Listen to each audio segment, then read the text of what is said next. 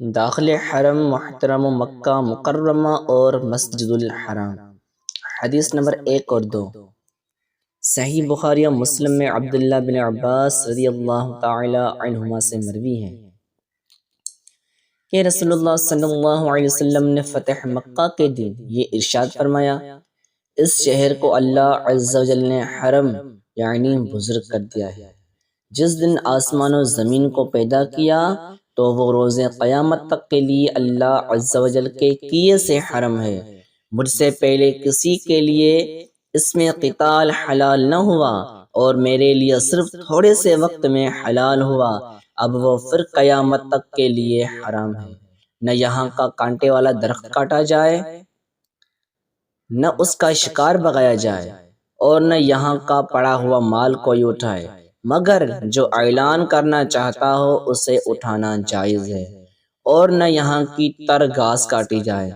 حضرت عباس رضی اللہ تعالی عنہ نے عرض کی، یا رسول اللہ صلی اللہ علیہ وسلم، ایک قسم کی گھاس ہے کہ اس کے کاٹنے کی اجازت دیجیے کہ یہ لوہاروں اور گھر کے بنانے میں کام آتی ہے۔ تو نبی کریم صلی اللہ علیہ وسلم نے اس کی اجازت دے دی۔ حدیث نمبر 3 ابن ماجہ کہ رسول اللہ صلی اللہ تعالی علیہ وسلم نے فرمایا، یہ امت ہمیشہ خیر کے ساتھ رہے گی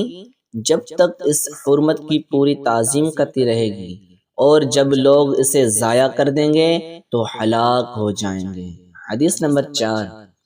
رسول کریم صلی اللہ علیہ وسلم نے فرمایا، کعبے کے لیے زبان اور ہونٹ ہیں۔ اس نے شکایت کی کہ اے رب عز و جل، میرے پاس آنے والے، میرے زیارت کرنے والے کم ہیں۔ اللہ عز و جل نے وحی کی کہ میں خشوع کرنے والے، سجدہ کرنے والے آدمیوں کو پیدا کروں گا جو تیری طرف ایسے مائل ہوں گے جیسے کبوتری اپنے انڈے کی طرف مائل ہوتی ہے۔ حدیث نمبر 5 صحیح بخاری و مسلم میں ابن عمر رضی اللہ تعالی عنہما سے مروی ہے کہ رسول اللہ صلی اللہ علیہ وسلم مکے میں تشریف لاتے تو ذی طویٰ میں رات گزارتے، جب صبح ہوتی غسل کرتے اور نماز پڑھتے اور دن میں داخل مکہ ہوتے، اور جب مکے سے تشریف لے جاتے تو صبح تک ذی طویٰ میں قیام